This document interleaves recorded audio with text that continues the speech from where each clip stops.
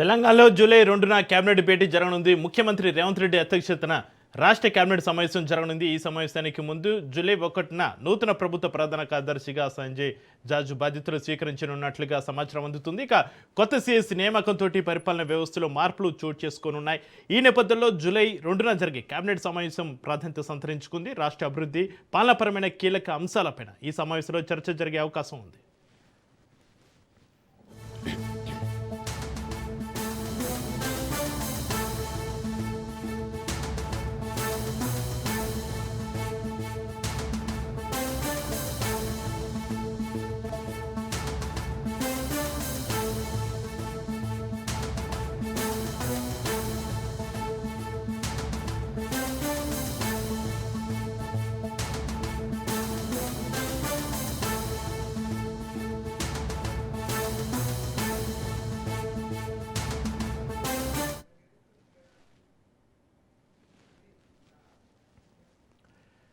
తెలంగాణలో July 2న cabinet భేటీకి సంబంధించి మరింత సమాచారాన్ని మా ప్రతినిధి సునీల్ ఫోన్లను అందిస్తారు. సునీల్, ముఖ్యమంత్రి రేవంత్ రెడ్డి అధ్యక్షతన రాష్ట్ర కేబినెట్ సమావేశం, అదేవిధంగా ఈ సమావేశానికి ముందు జూలై 1న నూతన ప్రభుత్వ ప్రధాన కార్యదర్శిగా సంజయ్ జాజు బాధ్యతలకు స్వీకరణ సంబంధించి మీ దగ్గర ఉన్న అప్డేట్స్ ఏంటి సునీల్?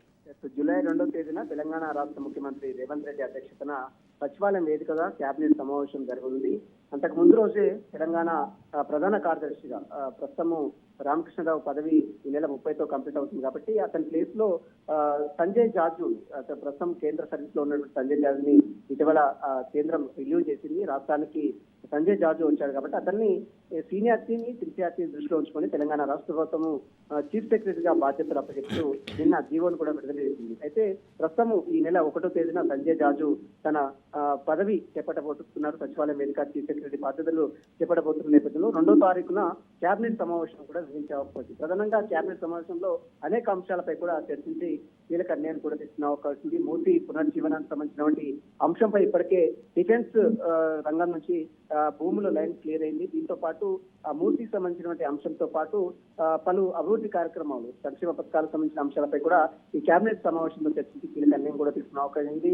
దీంతో పాటు కొన్ని ప్రాజెక్టులకు సంబంధించింది, అంటే పాలమూరు రంగారెడ్డి ఎయిర్పోర్ట్ సంబంధించిన భూసేకరణ కావచ్చు, మరోవైపు ఆదిలాబాద్ కొత్తగూడెం ఎయిర్పోర్ట్ సంబంధించిన భూసేకరణకు సంబంధించిన అంశాలపై కూడా కేబినెట్ సమావేశంలో చర్చించి కీలక నిర్ణయం కూడా తీసుకునే అవకాశం ఉంది. మరోవైపు ఇందిరా గాంధీకి సంబంధించినటువంటి జీవిత బీమా సంస్థకు సంబంధించిన విధి విధానాలకు కూడా ఈ కేబినెట్ సమావేశంలో ఖరారు చేసే అవకాశం కూడా కనబడుతుందని చెప్పొచ్చు. మొత్తం మీద ఈ నెల అంటే జూలై 2వ తేదీన ముఖ్యమంత్రి రేవంత్ రెడ్డి అధ్యక్షతన సమావేశం నిర్వహించినట్టు కూడా సమాచారం. Right, thank you Sunil.